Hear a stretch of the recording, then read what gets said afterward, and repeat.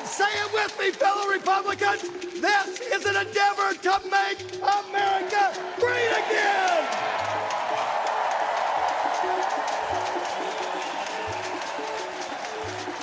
So here we go. It is my honor to nominate Donald J.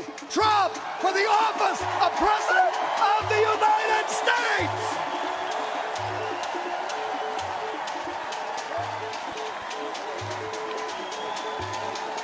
The Republican Party has officially nominated Donald Trump as its presidential candidate for the third consecutive cycle, reinforcing his position as the GOP leader nearly a decade after he first rose to prominence within the party.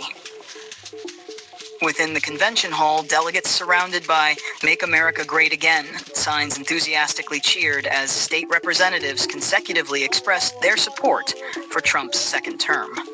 This announcement marks a significant milestone for the former president, who over the past 3 years has faced criticism for the January 6th riot, multiple criminal indictments, political challenges, and, most recently, an assassination attempt.